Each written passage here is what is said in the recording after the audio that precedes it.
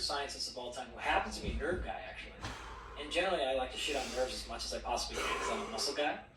But I have to give Henneman some credit, right? And I know you know who that is. Henneman size principle. Yeah, of course, right? So this is a series of papers. I think it was in Nature.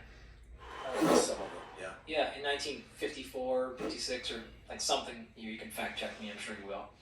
But he basically outlined this idea that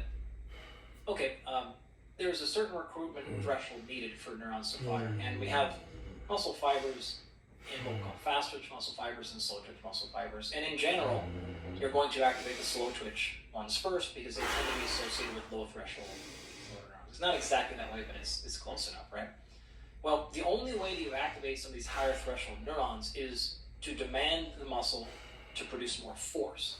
And it's fairly specific to force, right? It's not something you can do over an endurance thing, right? Unless it gets really extreme and it happens.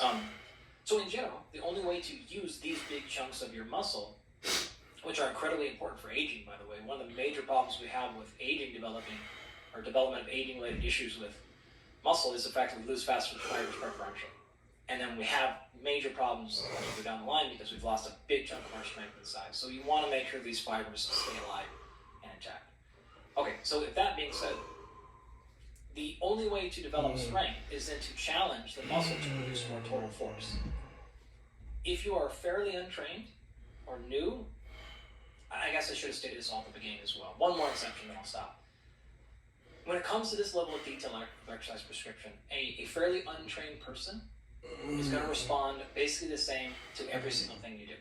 And in fact, we've done this in the lab many times. We've done training studies doing things like 30 minutes of cycling and seeing huge increases in muscle strength and size, which is not a prescription for most people's increased size, but people that are really untrained, if you did plyometrics or strength training or endurance running, they all just get better at everything. So that caveat kind of aside, if you want to be more intentional, more specific to the goal of strength, you need to produce more force. Specificity matters, right? So we have size principle to help understand this, and we have our laws of specificity, which say said principle, right? Specific adaptation to imposed demand. So the adaptation you get from training is going to be a reflection of the demand that you impose. So if you want to get stronger, you need to impose a demand of strength, not repetitions. So this has to be, the load has to be very high. In general, you're probably looking at above 85% of your 1 rep max. If you're moderately trained, maybe 75% will work. Lowly trained, again, that works. But in general, we want to be pressing a load that's very high. So because the intensity demand is so high, that is going to force you to do a low repetition. You can't do 12 reps at 95%. Then it wouldn't be 95% of your 1 rep max. So by definition, true strength training is really going to be in like 5 repetitions per set or less range.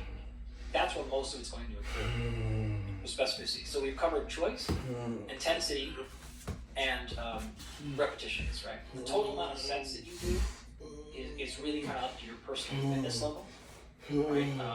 If you did as little as like 3 sets per exercise, that's probably enough. Work sets. Totally work sets, right? So get fully warmed up and build up to that 85%. Don't just walk in the gym and throw 85% and go, thank you. That's an important distinction. So work your way up, do some, like a very classic warm-up thing would be like a set of 10 at 50%, a set of 8 at 60%, a set of maybe 8 again at 70%, and then maybe like a set of 5 at 75%. So 2, 3, 4 sets kind of building intensity and lowering rep range. And then you would go after your 2 or 3 working sets. Also, in terms of rest intervals, now because we're trying to, the primary driver of strength is intensity. It's not the volume, right? It's the intensity. So in order to maintain that, we have to do a low repetition range. But in addition, we also have to have a